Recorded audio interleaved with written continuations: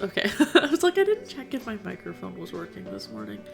Because, that's not how I work sometimes. I'll hit resume game in just a moment. I'm gonna do the ping. I will remember to do the ping. But, hey, what's up? The name's Jilmathy, and,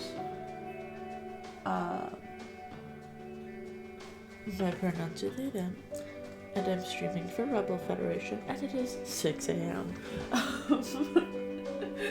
How's life?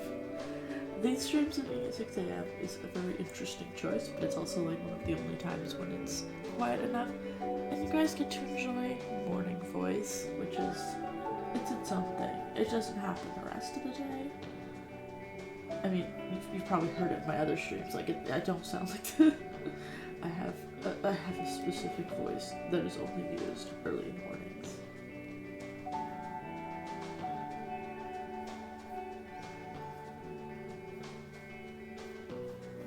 Oh, right. Ugh. Why do I have a pig? Oh. Okay, interesting choice. Okay. Good morning. Let's get started.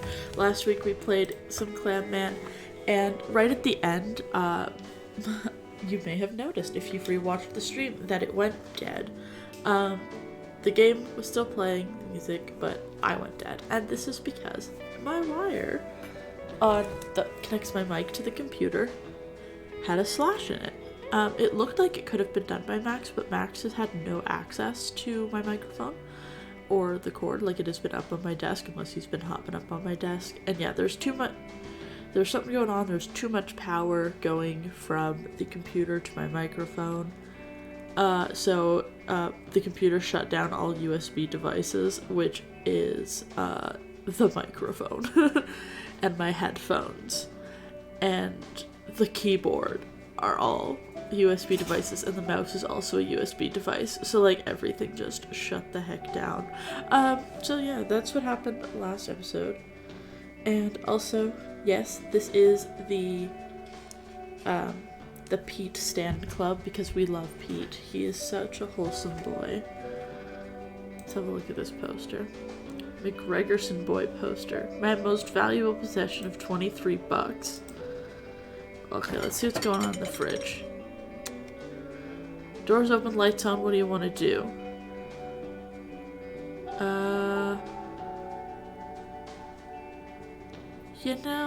Maybe we'll snatch the cold cuts. As you reach out, a power cord roars out between the shelves, punctuated by the melodic screech of a very intentional... What the heck is going on? Expertly mastered feedback signal. Hard rock is playing on the speakers.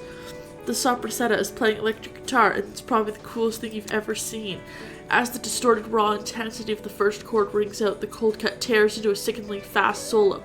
We're talking sweep-picking, three-finger tapping, scallop, fretboard, Gilmore-esque, enchantingly royally awesome progressions. The solo comes to an end with the plectrum chucked away without a care. The soprasetta notices you, eyes up and down in the nonchalant way. Sliced meat stew. And only to apprehensively utter, "Ciao."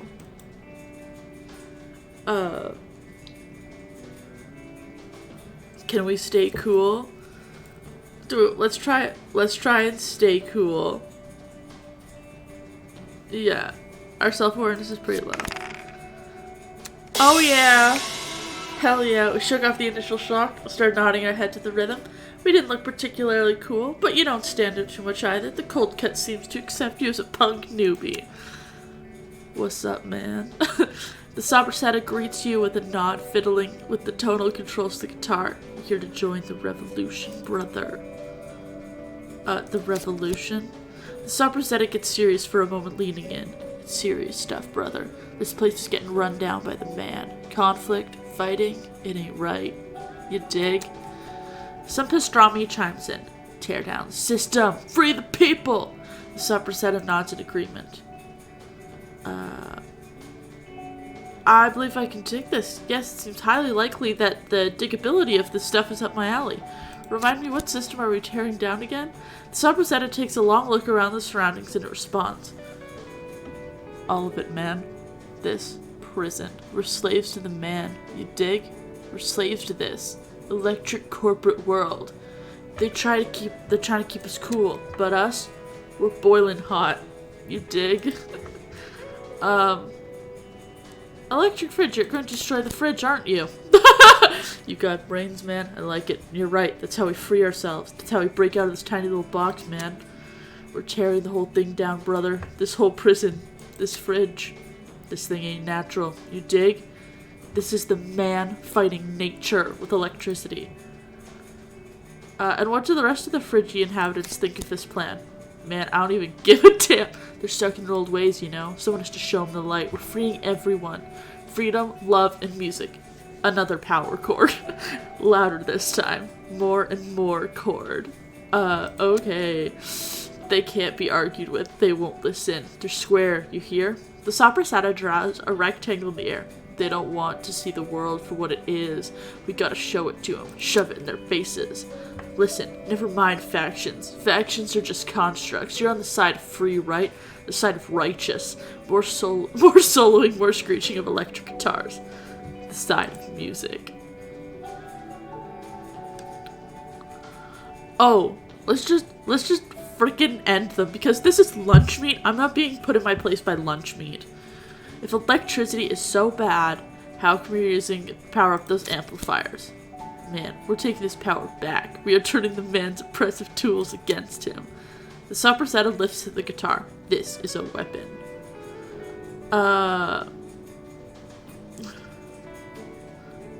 Let me get back to you about that later. The Soprasada steps closer. Now, brother, we need to know. Are you in or are you out? Yes, you know it, brother. Right on. Listen, we need an outsider to run the meeting. No offense. If you can do that, then keep up talking for us as long as possible. Our crew will have the diversion they need to break us out. Think you're up to it, brother? Just grab the goddamn hippie meat. Yeah. You manage to snatch some sliced meats. You pull it out of the fridge, rock music intensifies, and the piece you grab starts headbanging. Rock and roll, brother. Valhalla, here I go. Good job, Chief. You got yourself some smoked ham. You know what? Let's go try and feed it to the plant. That's what we're trying to do.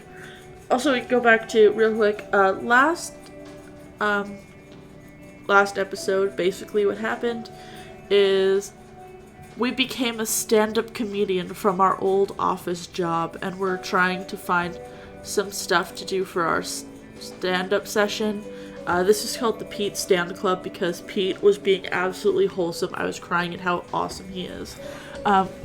He's so sad, and he's just like, you being a comedian is the best thing that'll ever happen to me. So we're doing this for Pete.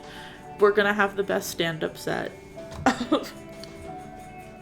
And also, this game is a free prologue of a game called Clam Headliner, which is not out yet, but it's going to be available on Steam sometime. So go on Steam and put it on your wish list because I want the developers to know that we're interested. We are so interested. This is so exciting. This is what I want, man. This is what I just want to play more of this. This is high quality gaming, and it's so underrated. I don't think, like, I had never heard of this game. So, plant looks at you. It seems to be suspicious of your present. Back again, are you? About that food. Here's a tomato. Don't ask how I got it. Without a word, the plant reaches out its tendrils and snatches it from your hand. It's impressive and really, really disturbing. Huh, not too bad. You're not a complete idiot after all. Thanks, I guess. Hang on a minute. There might be something in here we can use. Something funny. I don't see what's so funny about plants and fridges. Fuck that out gratitude. For a joke? Exactly. There's a joke in here somewhere. How people open the fridge even though they know there's nothing in there. What about the fact that I'm intimidated by my own houseplants? I like the I'm intimidated by my own houseplants. That's beautiful. That could be fun. Sounds like a kind of self-awareness kind of joke. Are we going with that? Yes. Everything scares me. Yeah, I'm sorry, that's... We got a joke. The dishes. No time for dishes, words to live by.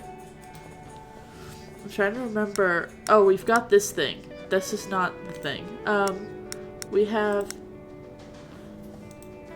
I promised to get the word out. I found Luther, the media guy. I have to let the triad know. We're talking about performing at the Poseidon. I'll need 3 good jokes. When I'm ready, return to the Poseidon and let the triad know. Linda's got a theory going. I told Linda I'd do my own research.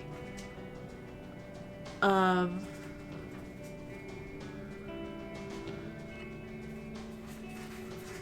over 5. Oh, the MMES scale. Okay. Well, I can let the we'll go talk to the triad. We don't have 3 jokes yet, but... Oh, it's my room. Why are there boxes? No, we gotta address this. Also, hey. Do I have clothes? Nope, nothing to see here. Okay. Alright, where's my door? How the heck do I get out of here? Oh, there's my door. Leave. Let's try and find... Let's go and talk to the triad. There's Linda.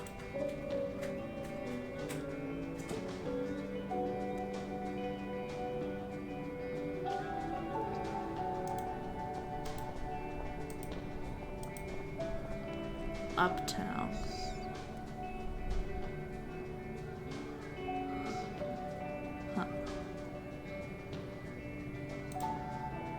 The no-show. Eat more pies! Oh my god, that's so good! Ah, that's so funny. Enter the alley. Okay, pardon me. I saw our friend from last time, but I also see a fucking mammoth. We're not gonna address that? Woolly. What? Yeah, that's a mammoth, and it's still there. Even after you rub your eyes, pinch your arm, it stands frozen at the entrance of the alley, as if guarding an entrance to some secret forgotten valley. One of the few things grounding the fuzzy monstrosity in reality is a name tag, just barely visible underneath the fur. It reads in bold capitalized letters, Woolly. Is it alive? It's very still, underwater, and in an alleyway. What do you think? Detection average, so it's dead. It's mounted. It's almost certainly dead. Oh god. Almost? Sorry, we do be sneezing out here. Normally I mute my mic for that, but I forgot. It's 6 a.m. What do you expect? Well, nothing is 100% certain, even the deathness of said mammoth. That's not a word. That's not a word. Deadness, deathality, deathability, deathication, whatever, shut up. Why is there a mammoth here? Who knows? You could try asking it or just figure it out. Deduce it, Sherlock. Okay. We'll deduce where the mammoth came from. Look at that feet. Yes, the pads are scratched post-mortem, but not by claws or natural train. Even the damage in the almost sawtooth-like lacerations indicate contact with some form of metal, potentially of that of a lightweight loading bay. The fur around the legs has grip marks as well. Hair is still pressed down, which suggests they were at some point gripped tightly. The positioning, however, suggests the fulcrum intended to turn the mammoth rather than lift it. It must have been maneuvered on and off level platforms by hand. Since the hair was never combed back, it stands to reason that this display was no concern for whoever moved it here. It's been stowed away to be forgotten. It was dumped here presumably from a closed museum. Big mammoth came on forklift. I gotta say it. Big mammoth came on forklift. Yeah, that's probably true. Damn, I'm good. Now the question is, why is it here? Who brought it here? I guess we'll find out. How exciting. Woolly the mammoth. Woolly the mammoth. Woolly the mammoth. Later's mammoth. No response. We got a new quest. The elephant in the room. There's a mammoth in the alley behind the Poseidon. Where did it come from? Full disclosure, you won't be solving this anytime soon. But keep your eyes open. Okay. Let's talk to Bill. I remember him last time. He was so funny because he was so into conspiracy theories. You tell him the real conspiracy theory. Well, I guess he was right. The duck was nigh. But you told him about the other conspiracy theory and he's like, that's boring, man. Bill, everyone's favorite homeless conspiracy theorist and one of your oldest friends at Snacky Bay. You can't tell what he's reading, but he's tearing through that book, whatever it is. His eyes leave the page as he acknowledges you. Just a second. His reading intensifies as he tears through the current pages in a matter of seconds. I'm sorry, I was in the middle of a really good part. What's up? Good book, huh? Really good book. He turns its front towards you so you can read it. Detection. It says, Temporality. Just a Prawn in Time, written by Magnus Adam. He turns the cover toward himself, studying as he continues. It's a strange mix of fiction, autobiography, and philosophy. That is a strange mix, but it works. Surprisingly well, I might add. It's a story about time travel, essentially. The main character is quite obviously a representation of the writer in his own work. Quite obviously. Anyway, it's not the story itself that's the interesting part. It's the way the book deals with time. What is time to you? I'm not sure. Time is stupid and I don't respect it. Time is something I consistently seem to be without. I have no opinion on time, but I'm sure time has no opinion of me. I want to say time is stupid and I don't respect it. Ah, that's so good. Time is stupid and I don't respect it. Setting aside the idea that time is or isn't stupid, what would you say time as a phenomenon is? Here, I'll give you a clearer answer question instead. Is time linear?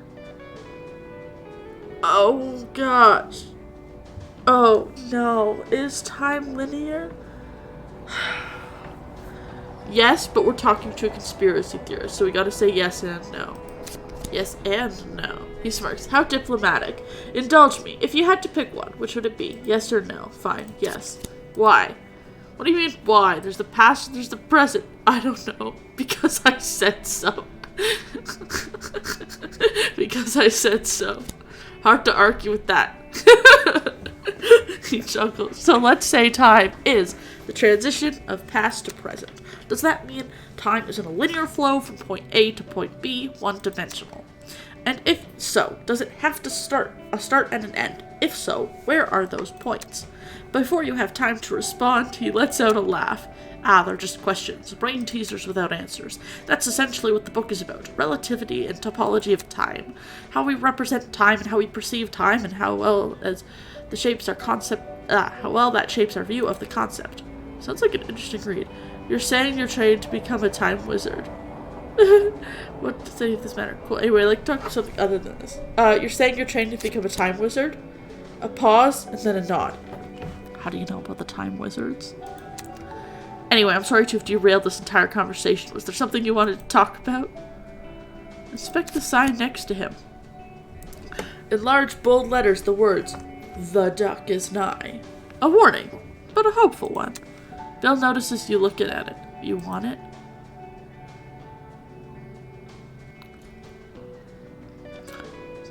So you're not a conspiracy nut anymore?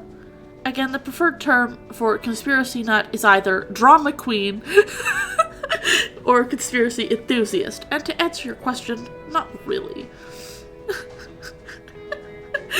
Drama queen. I'm gonna be calling them that from now on. After I stopped raising awareness about the duck, I picked up new hobbies. He raises his book. Turns out reading and educating yourself is kind of counterproductive to conspiracy theory. I love Bill. Oh my god.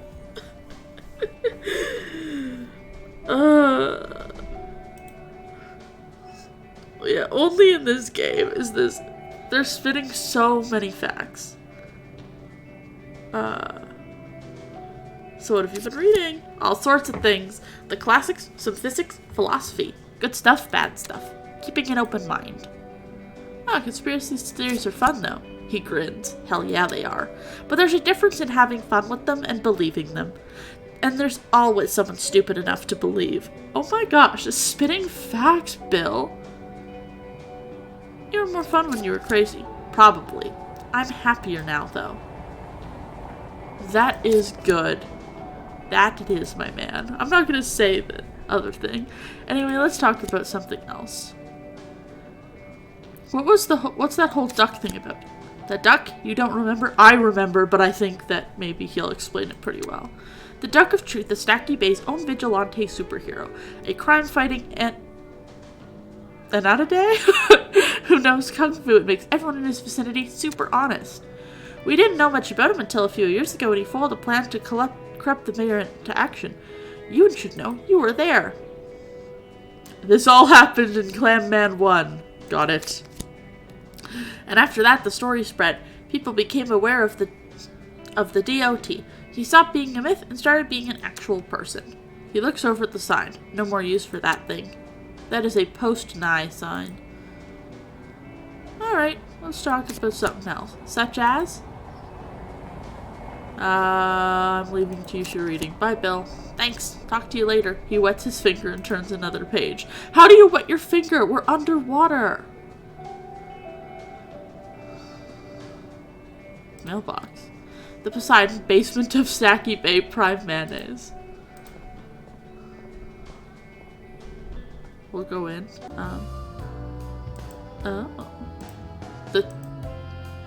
We can't go in. All of us, but presumably I blame Edna. Oh, note 1. Okay, Torlet. Haha, very funny. Who's the comedian? Note 2 is all of us presumably, but I blame Edna. I can't even reach that high asshole. Very good. Green room. Checks out. Yeah, it's green. The piano. 88 keys to carpal tunnel syndrome. Gagfest poster. A weird name, but you notice 2 names on the list. Edna Gomez and Clayton Holm. Jonah and the Whale. In the subtitles you spot Al's name credited as a writer. In case of fire, stay underwater. Posters. After a closer look, you recognize some of the posters. They were in the first game. Oh my gosh. They were. I think. I don't actually remember that well. A small fridge full of tiny snacks. We love tiny snacks. Is there anything in this box? Go to the stage. Uh-oh.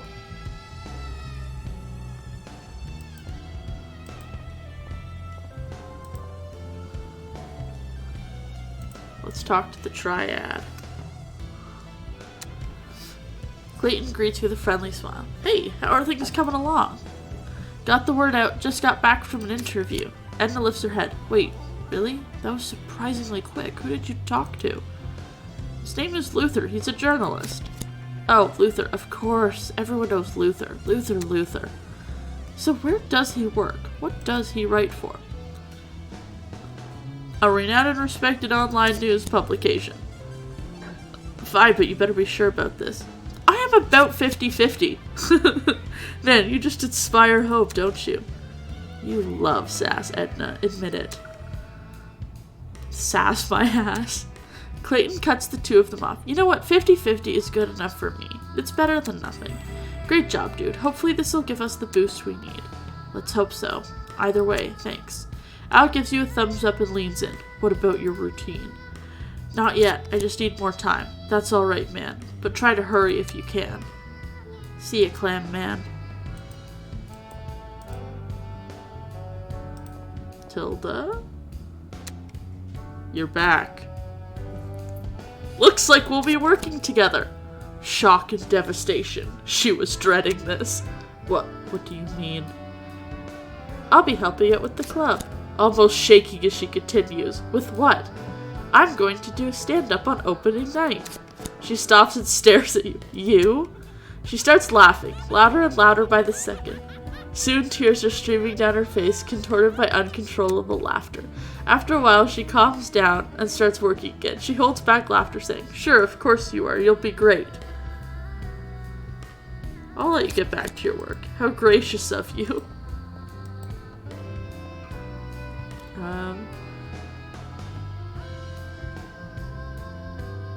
Yeah, we have to find some more jokes.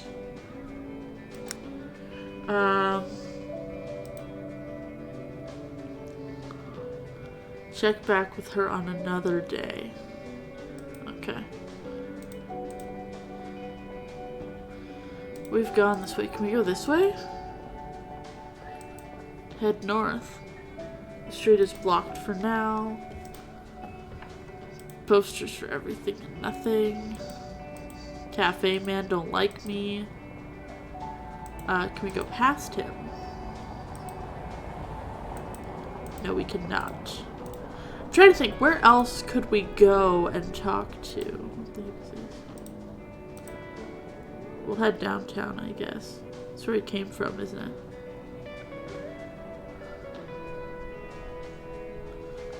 Yeah, let's try uptown. I think we just went there. And this is where the alley and stuff was. Yeah, enter alley. Maybe there's more down this way.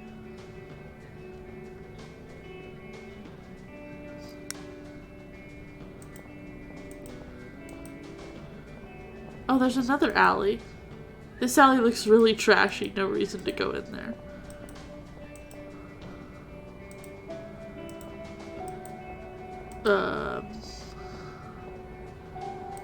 This kelp can't be helped. Mailbox.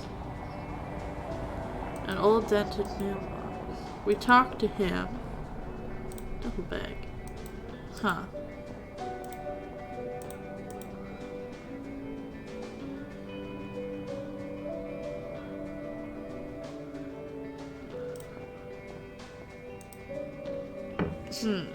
What else is there that we can get? Let's talk to Martin again.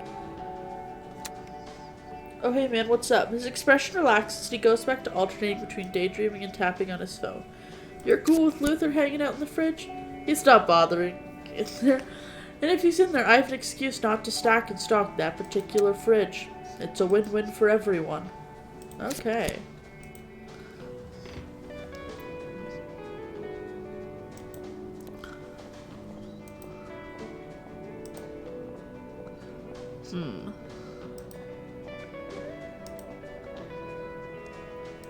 My god, there's fish bones up there, jeez.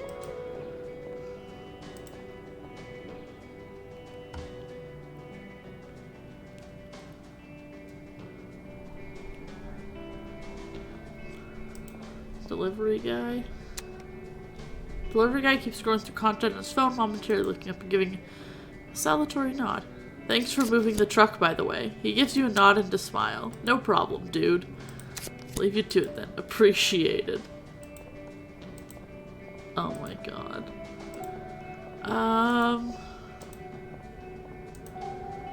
Opening soon.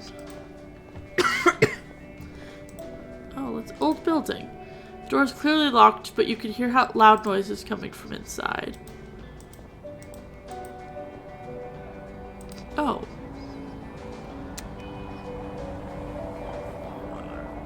Niharika?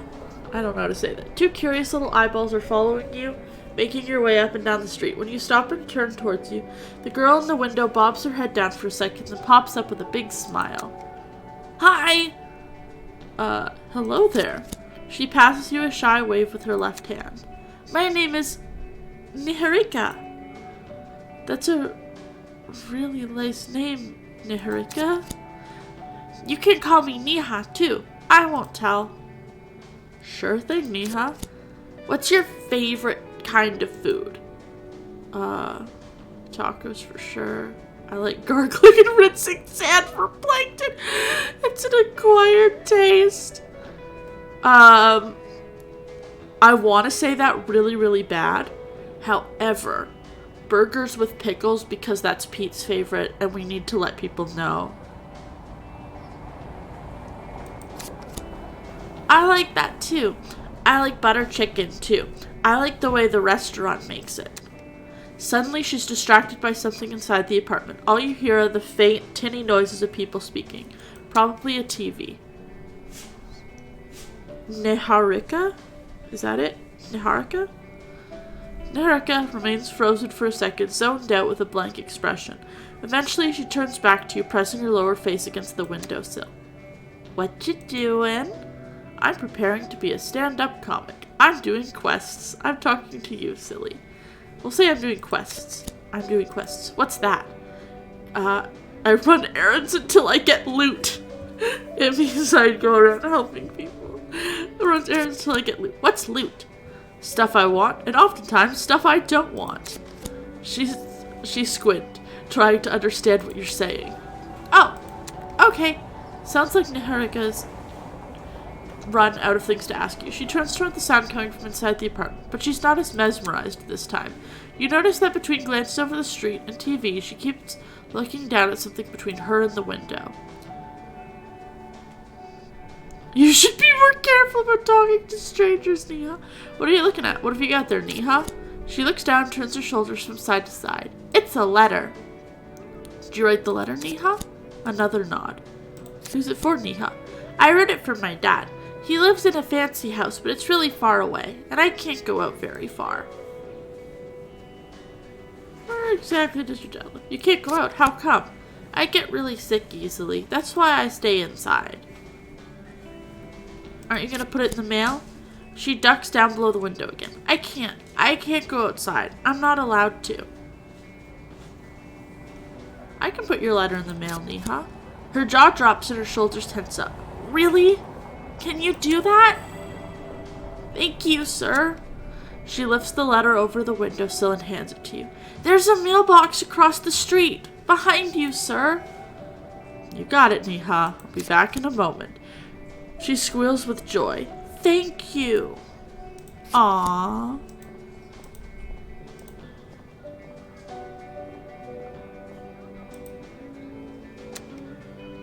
Oh my, what the fuck is that?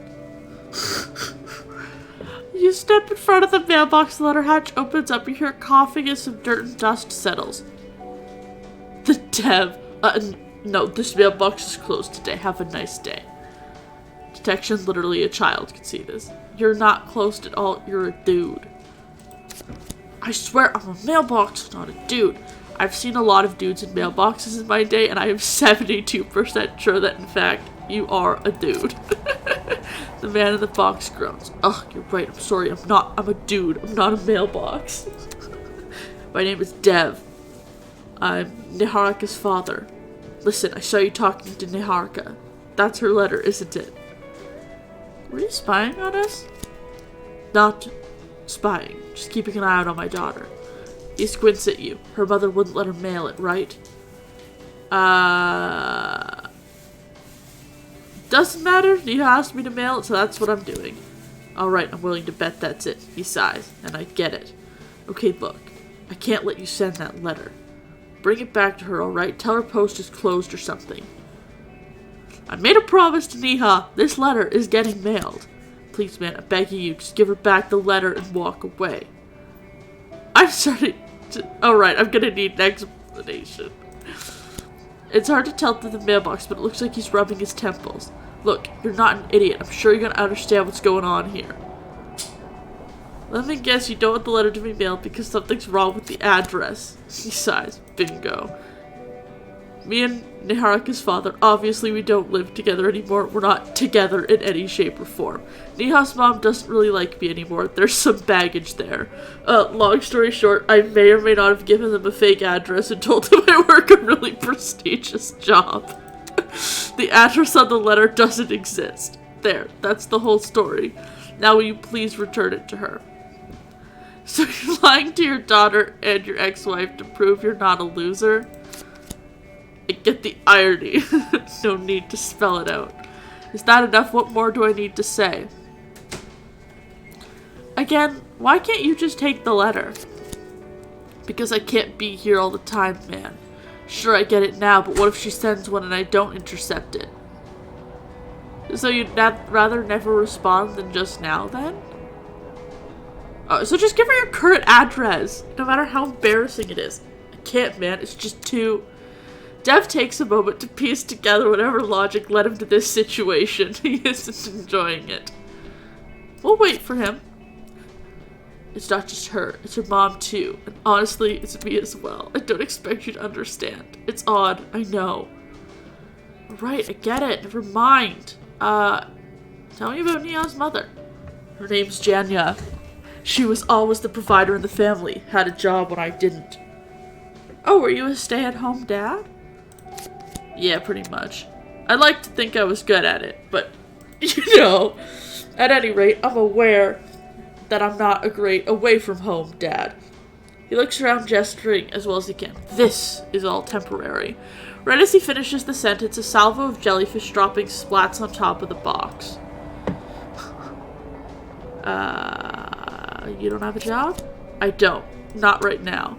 I just don't want them to know that. I'll catch up. I'll get back on my feet. I'll land a great job.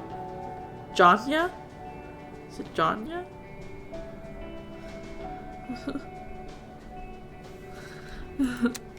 It's just a delayed truth. What does Janya do? She works for the government. She's good at what she does and her hours reflect that. It's trickier now that I'm not around. Neha spends a lot more time alone. She shouldn't. Anyway, enough about her. He sighs. Well, what else do you need me to say? Are you looking for a job? Yeah, getting back to my roots. I design bike racks. No, you don't. Expired me. Bike racks. Of course, I just can't understand why you're unemployed. No, you don't. I don't right now, but I used to. Did my master's in technical engineering, specializing in bikes. And racks. Specializing in racks. Hell yeah, dude. Anyway. And then I drew some really nice racks. Stop. Stop it.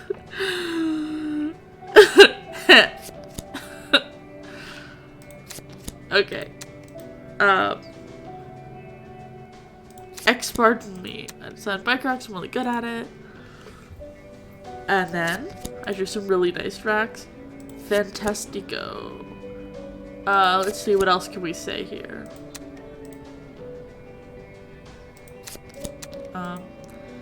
Fascinating stuff. Anyway, alright, I've heard enough. Okay, but before you say anything, hear me out. I get that you don't want to take the letter back, and I don't want to admit it, but it's probably better like that. Besides, I wouldn't know how to explain that away. So here's an idea. Give her this one. He holds up a slip of paper with some text on it. This is the address to a P.O. box I have. She gets a way to reach me, and I don't have to embarrass myself by letting her and Janya know where I'm staying now. That sound good to you? You should be honest with her. Give her your real address. Alright, I'll give the address to the P.O. box. I'm gonna tell Neha exactly what's going on. You should be honest with her. Give her your real address. Come on, man. I can't. Convince him. Oh, he can't. Be aggressive. That'll work in this situation. Guaranteed. Listen here, you little shit. Either give me the address or I get inside that box right now and beat you to a paste. He stares at you. I'm sorry, dude. Not happening. Glare. I'm gonna tell Neha exactly what's going on. She deserves to know the truth. Come on, dude, don't. It'll break her little heart. That's not on me. He doesn't respond. Alright, have it your way. I'll give her the address to the P.O. box. I appreciate it, man. Thanks for understanding. Dev gives you the address to the P.O. box. I'll make it up to her, I promise. What the hell's wrong with you, man? Neha greets you with an excited smile. Hello, sir. Did you manage to post my letter yet? When was the last time you saw your dad, Neha? She replies in a flash. When I was 5 years old, on my birthday. I didn't see him for a long time, but I got a big hug and a toy plane. I'm gonna be an astronaut in space and fly planes. What about before that? When was the last time you saw your dad? She looked down at the floor, holding her hands together. I don't know. Maybe when I was a little baby. I'm a lot older now. When I was a baby, Dad lived in our house and a realization hits her. Oh no, we forgot about the letter. We got so distracted. I forgot. Did you put it in the post yet? There's a slight problem with your letter, Neha. Oh no, did you drop it? Awkward dynamics low. Don't drop it. There was an issue with the address. What's wrong with it? Did I spell it wrong? Your father has moved. Oh no, where? He, lives in a P.O. box. It's cozy. I don't know what that is. Is it like a house? Like a small house, sure. Oh, okay, maybe that's why I can't come see him. But where do we send the letter? Well, just send it to the P.O. box. Are you sure, sir? She resigns herself to the idea and eventually lets out a defeated, okay. Can you write the new address on the letter? I don't want to do this. Can I not do this? Nod. Or of course, Neha, do you have a pen? I don't know! This is so wrong. But it's not my business, but it's wrong. I don't want to do this. Can I not do this? Tough luck, you agreed on this. Now follow through. Stick to your word you promised Dev. If you follow through on your promise, maybe Dev is more likely to do the same.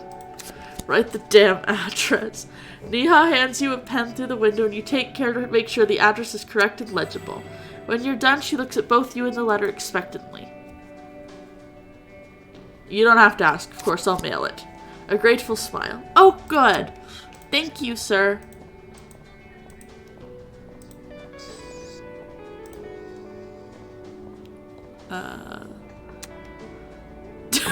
You return to Dev, handing him the edited letter. There's a tinge of optimism in his face as he receives it. How did she take it? Fine, all things considered. Oh, ask her yourself. He says nothing for what feels like a minute. I will. I promise. End. Oh boy. Well, this was fun. What do you want?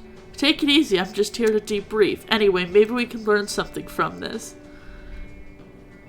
Yeah, making jokes helps me cope with the world and stuff like this. Right on, Chief. My thoughts exactly. We're not gonna drop the fact that I just lied to a child, are we? Nope. You got number 4, lying to children. No. No. No. Oh no. Oh no. This is terrible. Oh. Alright, let's see what we got. I need 3 good jokes. I have 2 jokes.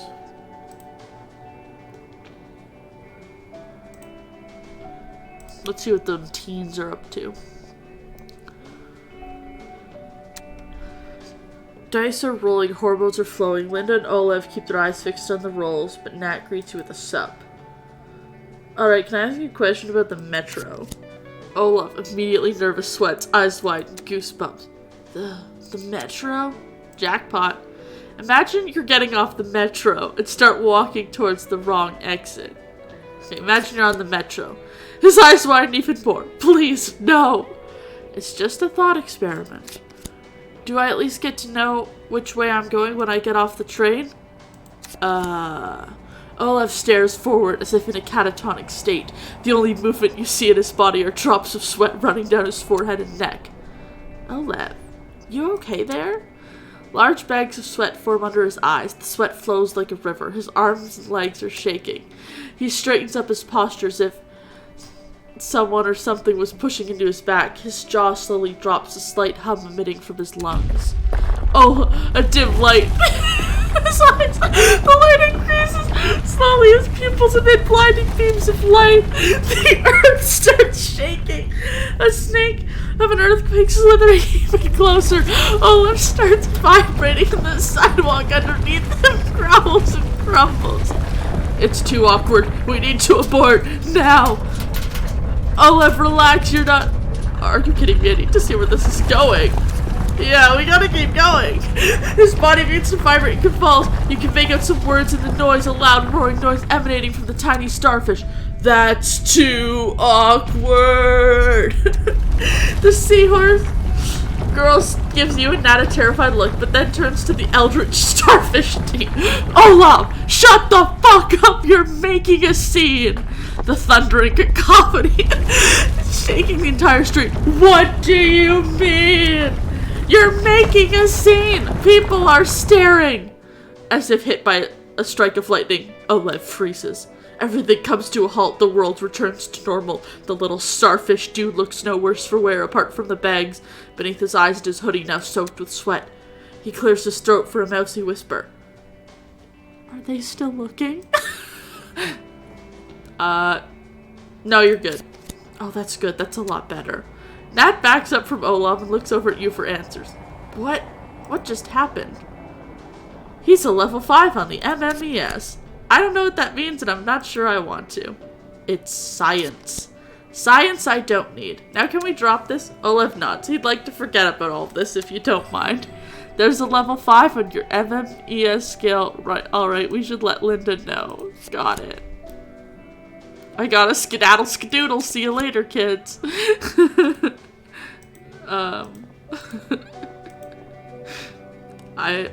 I'm not gonna do that every time I have to talk with teenagers. I'm just gonna say skedaddle skadoodle. I work with children sometimes at my work. Usually from about the age of, I think the youngest we've had is like 4 that I've dealt with, and then like the oldest is like 15, 16. And with the 15, 16 year olds, my favorite thing to do is use outdated slang. Or I'll say something that they're like, what the hell? Like, what's going on?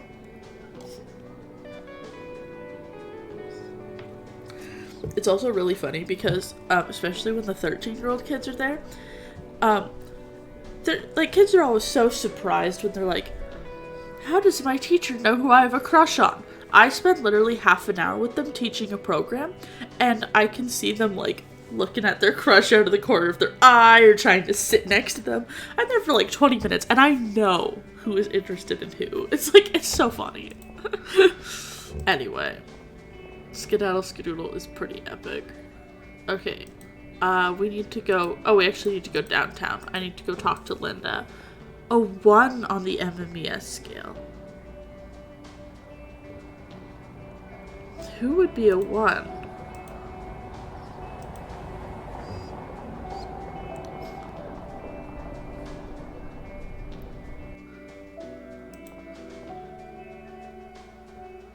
Hey Linda, how's the field research going? About my progress with the research.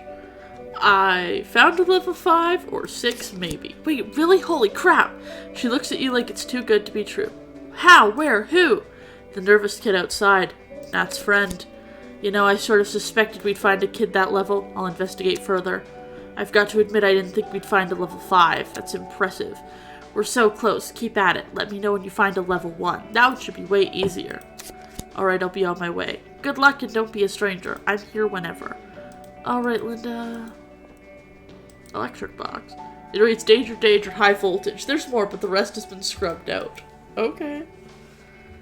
We need to find a level 1. Oh. I know a level 1. Tilda. The bartender.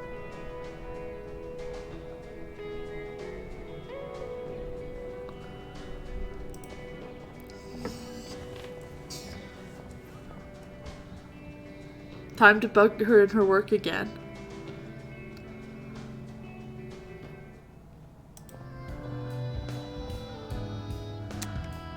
You're back. How's it going? I don't do small talk. What do you want? Need help with anything? Not from you. I'll let you get back to your work. How gracious of you. Okay. Let's see if any of these guys... How are things coming along? Working on it. See you later. Okay. I do not have my 3 jokes. I have 2 jokes. I need to find my level 1 on the scale. We got our level 5. Which is our brilliant boy, Olev. Oh, the cafe owner. We're closed today. Come back tomorrow, bud. Can I ask you a question about the metro? Max stops. Why would you ask me a question about the metro? It's for science. He scoffs. He's not telling you off, though. Maybe he's curious. Imagine you're at the metro, and when you get off the train, you're heading the wrong way. Why? Because you got distracted. Impossible, I don't get distracted. Aren't you technically getting distracted right now? He pauses and steps back with, no, I'm just getting bogged down with details. What's the consensus on this guy? Do we like him or not? He's okay, not everyone's a people person.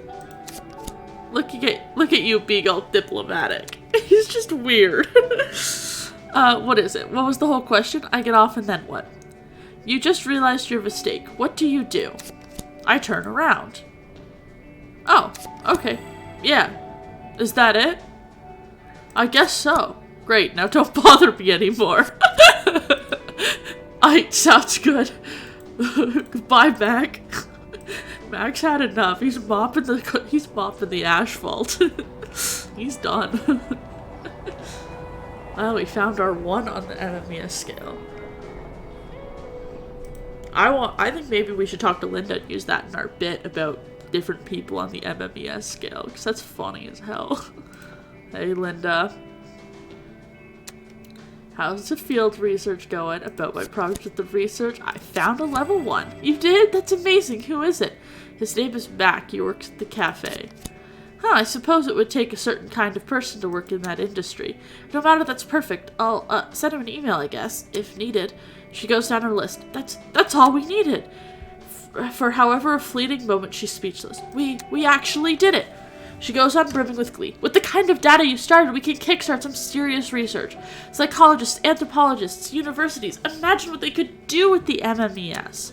She looks genuinely deeply grateful, giving off an air of relief and adoration. Seriously, I don't think you realize how much this means to me. I'm just happy I could help. This whole research has been really interesting. Eye-opening, really. She smiles. It's nice, a nice warm smile, and it makes you feel good. It really has. So what's next? It's been fun helping you. We should hang out more. Let's go. So what's next? Next up is writing an essay, I guess, or an article, or some kind of academic thesis thingy, I suppose, just to gather and summarize all the data and research we have so far. She reassures you, saying, I'll get it started as soon as possible. After that, it's up to the response in the scientific community. Hopefully it'll be easier to get funding for more research. It's been fun helping you, Linda. We should hang out more. Her eyes widen a little, and she nods. Sure. Do you have a PC? We could play Civitas? Online, if you want. If I ever get a PC, then sure thing. I don't even have a computer. I only have a computer at work. Sounds good. Let me know when you do, and you can add me. She smiles, then returns to scribbling things in her notes. About the scale. Yeah, what? I think you can do a lot of good with it. She looks over her notes, contemplating. I think so. I hope so. Hey, thanks again. You've been a huge help. This whole idea was stand-up fodder to begin with. Righteous. Whatever. Here, have a setup. The MMES. I have my 3 jokes. You are talked to perform the opening night on the side. The elephant in the room. Full disclosure, I'm not solving this anytime soon. Okay. Alright, we've got our 3 jokes. Let's go do some stand-up.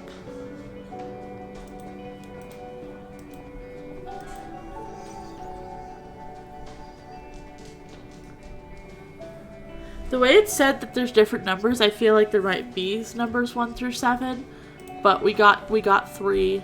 Let's go tell our jokes, because we're funny. And Tilda hates us. But that's just part of it.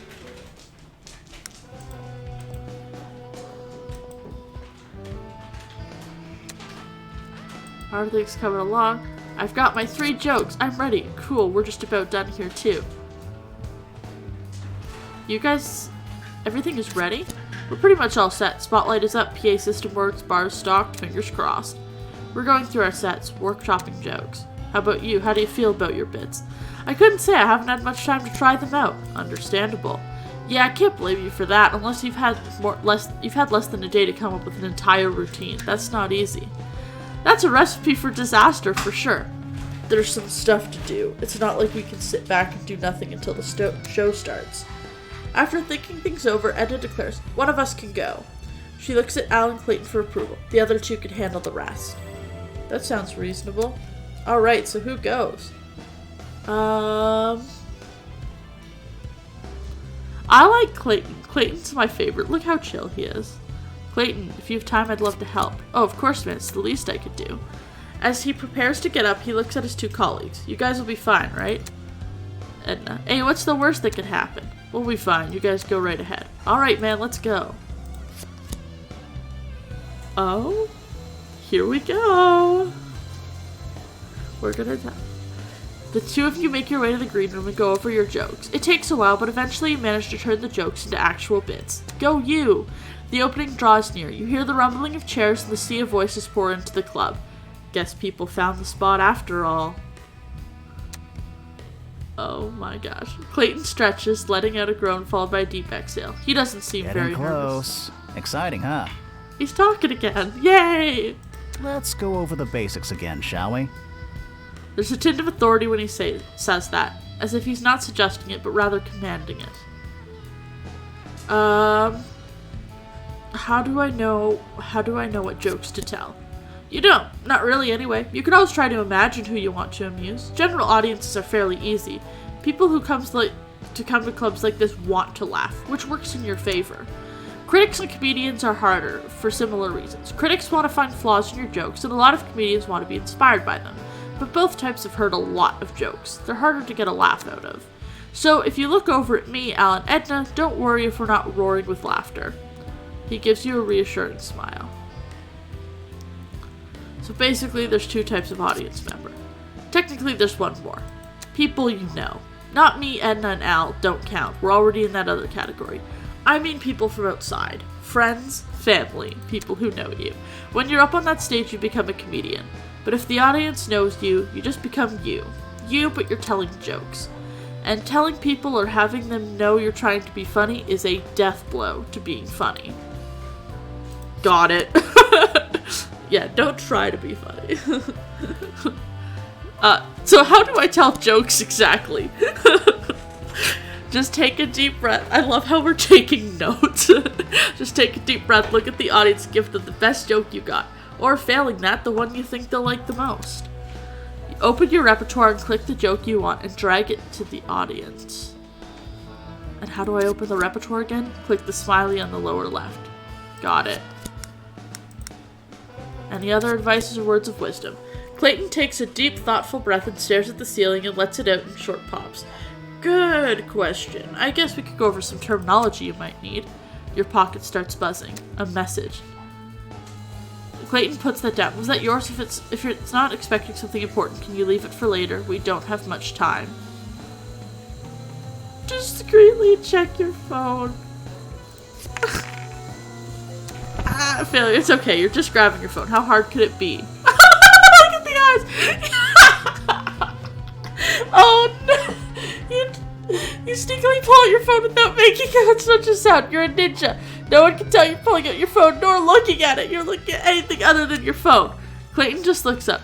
Hey, if it's important, go right ahead. Just be quick, alright? We don't have much time. Pete. Your eyes sneakily switch back to the notification. It's a message from Pete. Hey man, super hyped for the show. Good GLHF.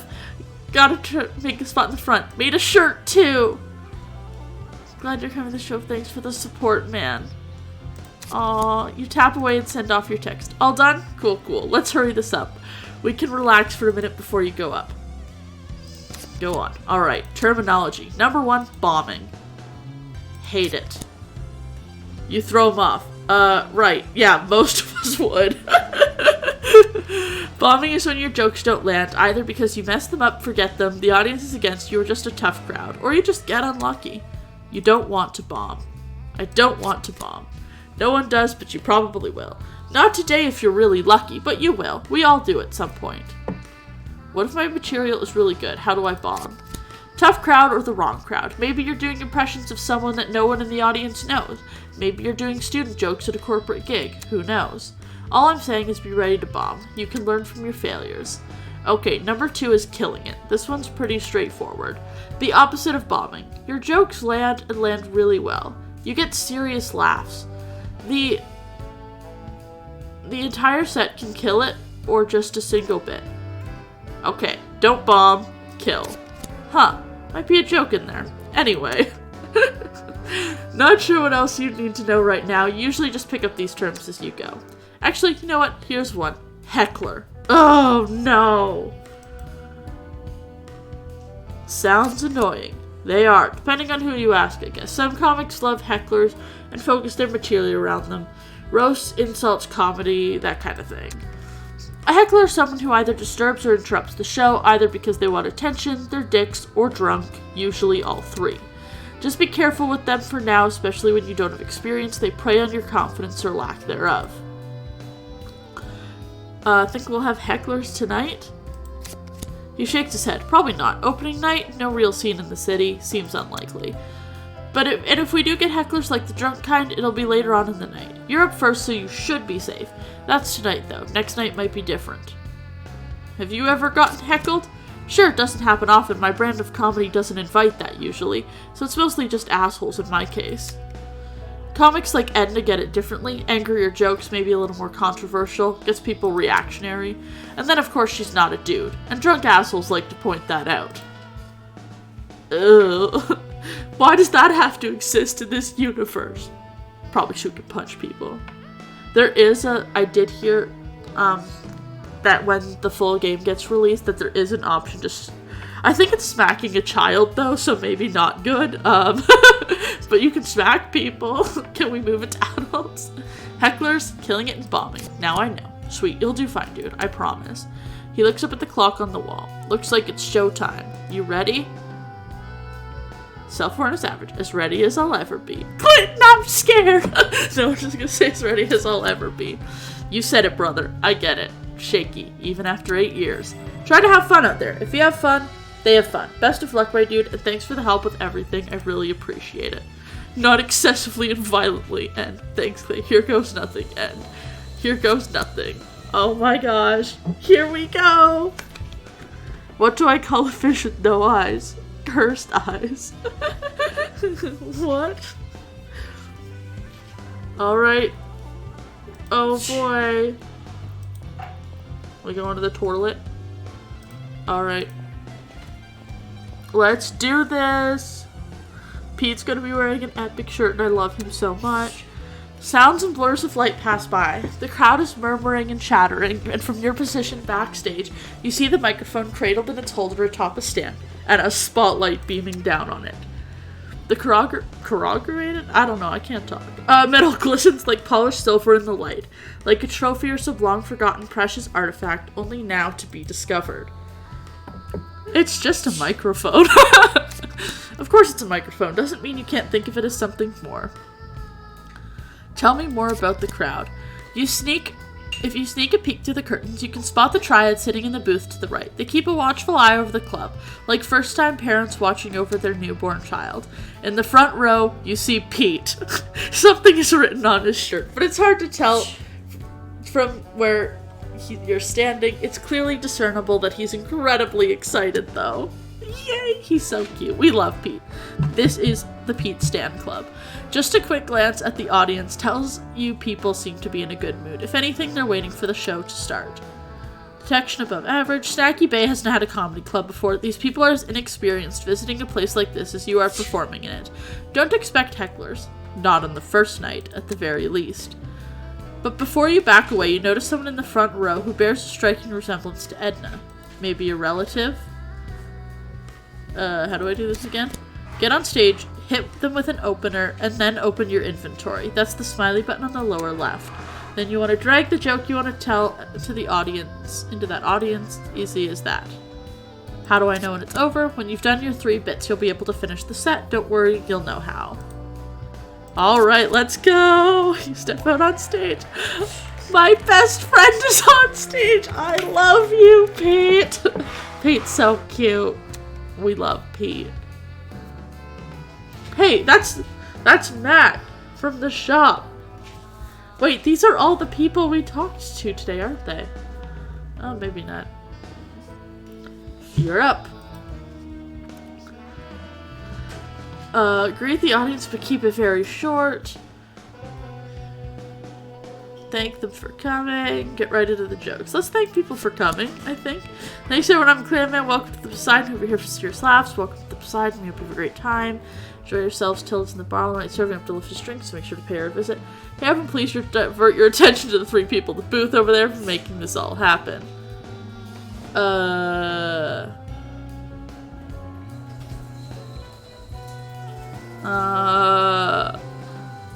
Gosh, as someone who does not do this.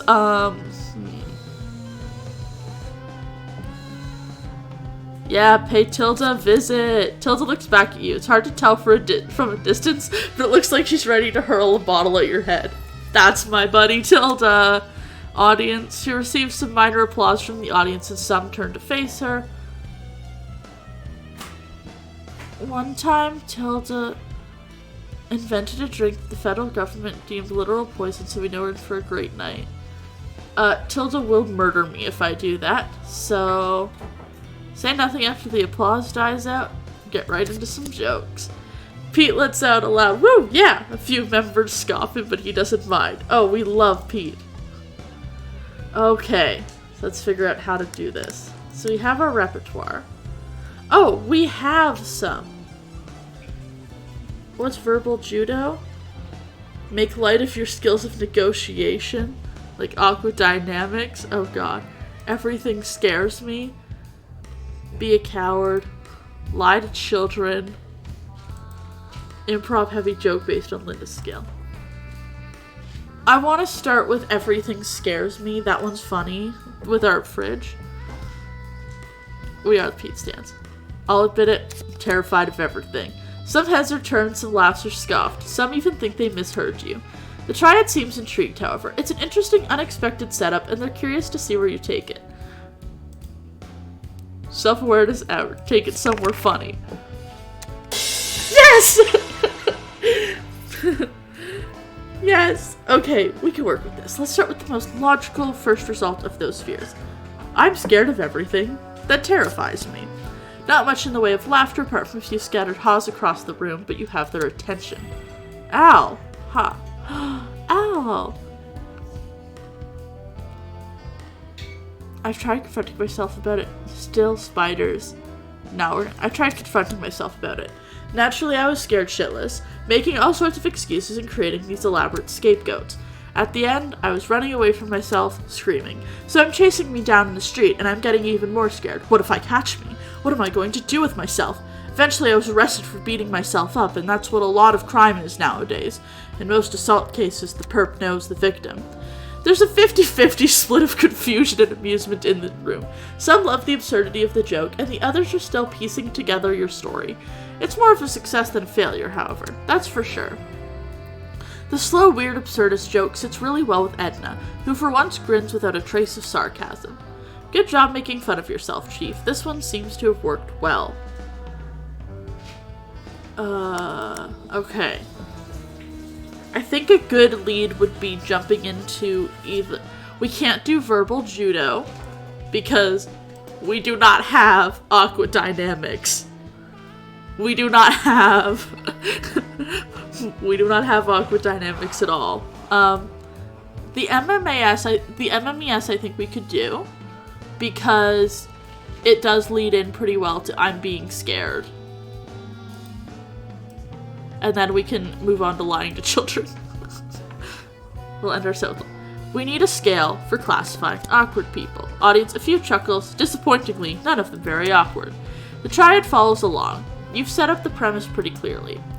Tell them why and make them laugh. Yes!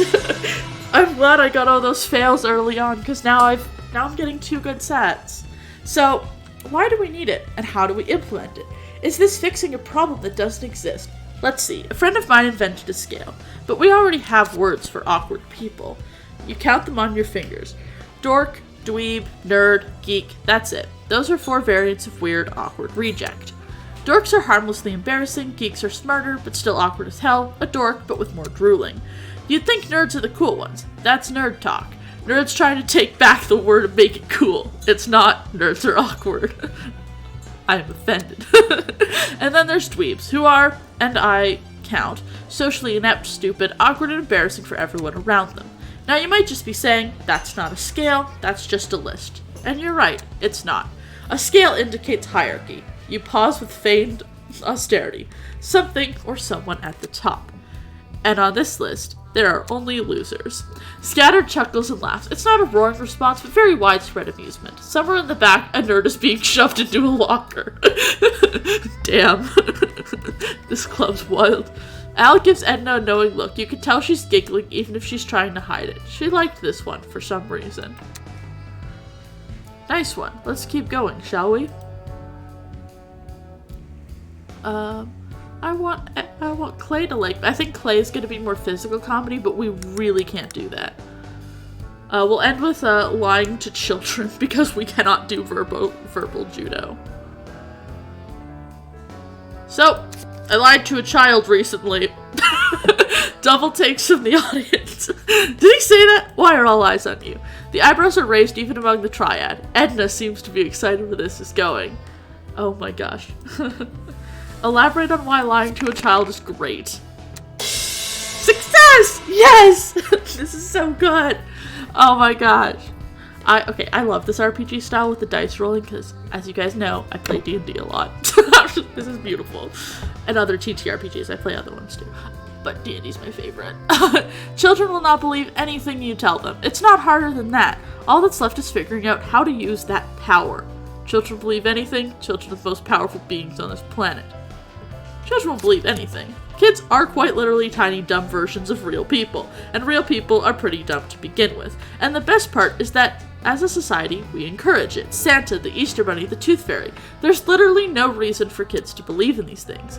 Because kids are stupid. Remember? A kid who told you about Santa is just as happy as a kid who's never heard about Santa. Kids come up with stupid shit to be happy all the time. We're literally just setting them up for disappointment. It's like a long, sick plan to make kids feel bad. It feels like we're bitter about not being kids. Like, fuck you, Timmy. Santa isn't real. Everything you know is a lie. Welcome to adulthood, asshole. Oh, jeez.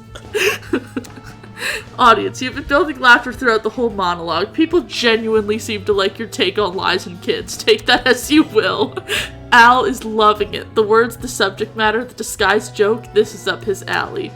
Alright, you just got laughs about lying to kids. Go you? Question mark. Oh, finish set. That's it. That's your slot. Wrap it up. What? Already? I want to tell more jokes. Thank you, Stacky Bay. You've been mic drop. We can't mic drop because that is going to... We are just starting the club. Thank you, Stacky Bay. You've been a terrific audience. Cheers and applause. Some even seem sad that your set is over. Some people stand up for a partially standing ovation. The triad cheer and clap as well. They look incredibly proud of you.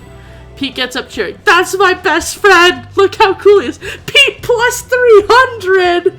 Yes! We did this all for Pete.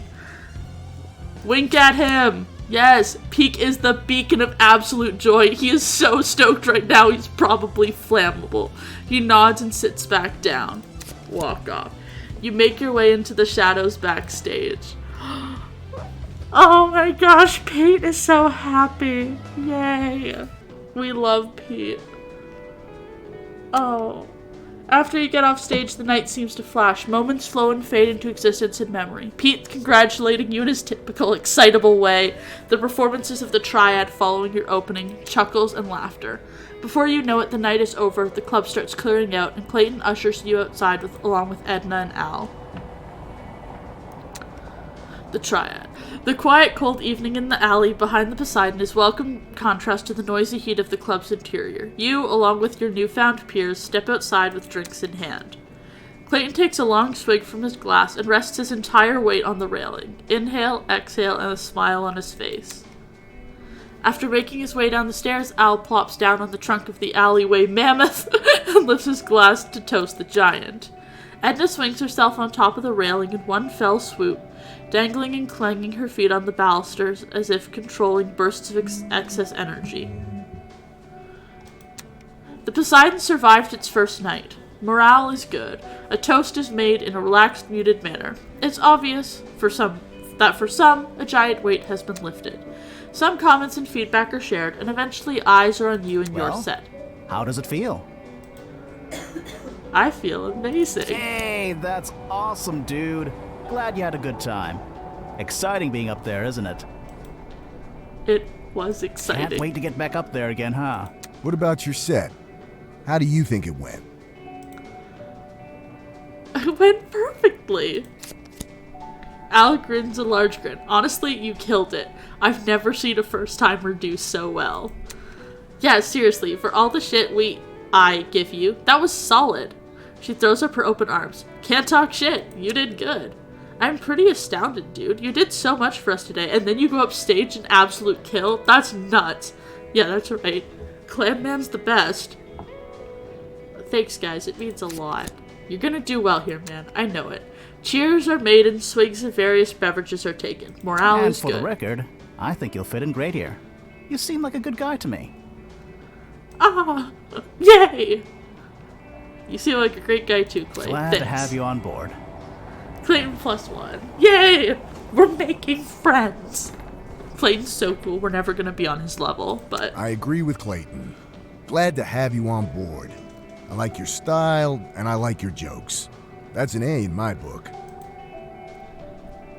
Yeah, you're a way of a historically not like a cool guy. Whatever. I'm not all mush-mush like these two softies. I've got my eye on you, Clammy.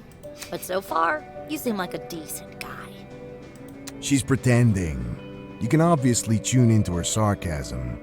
And she's like that. Oh, thank you, Al, for speaking for me. Especially when I'm right here. That's so sweet. Bite me. I will. You know I will. Sit back at her. Al's actually old enough to drink.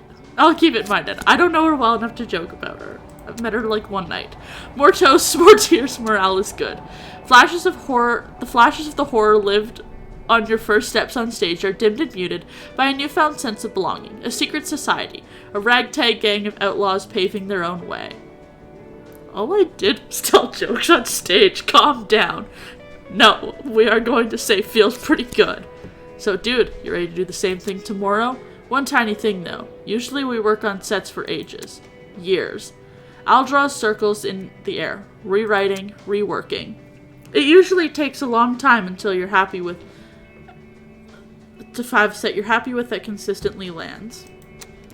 We want to do new material every single night. That's insane. Why can't I tell the same ones over and over again?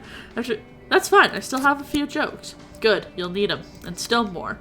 We know it's not ideal. It's tough, and it's going to get tougher as we go.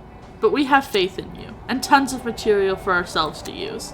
She's messing with you. We're all going to do the same thing. But we really do have tons of material for ourselves to use. If you want to keep going, you've got a spot here at the Poseidon.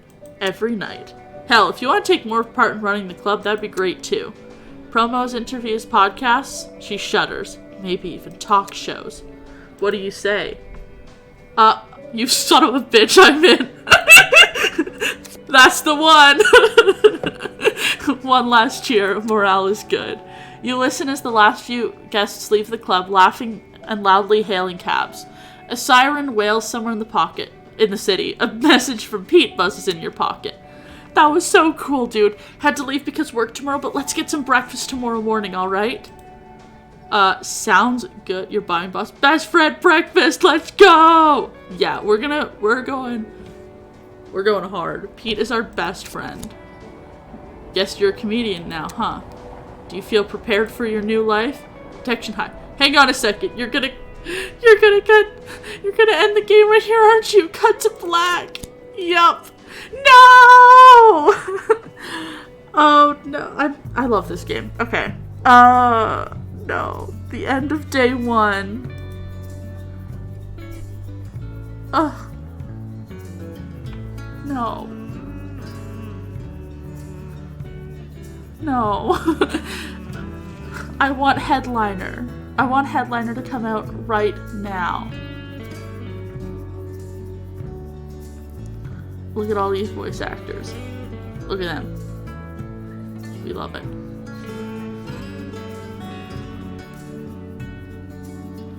We hope you enjoyed Clam 2.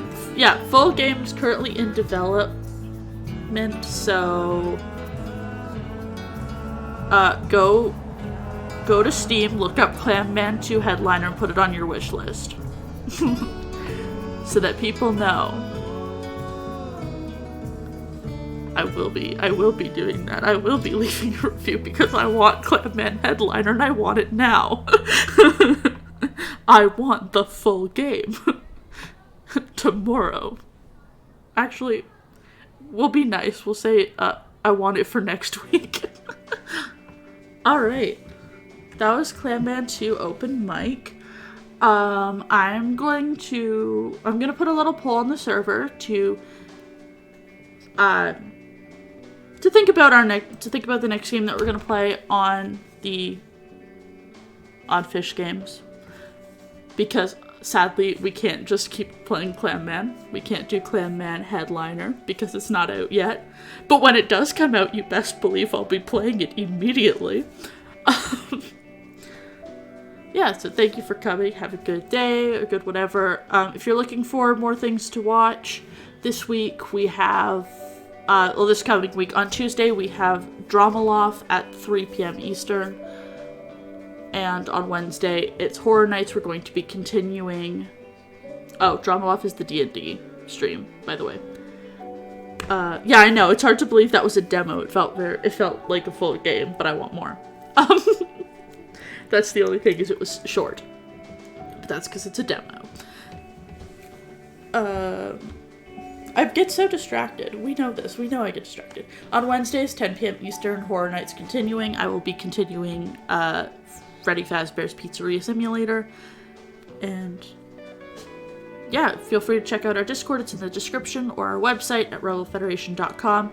If you're watching this on YouTube, hi YouTube, you can check out the Twitch in the description. And you people on Twitch, hi, we've been talking the whole time. But you can check out our YouTube. I think it's in the description. If not, I should talk to Commando about putting it there. Okay,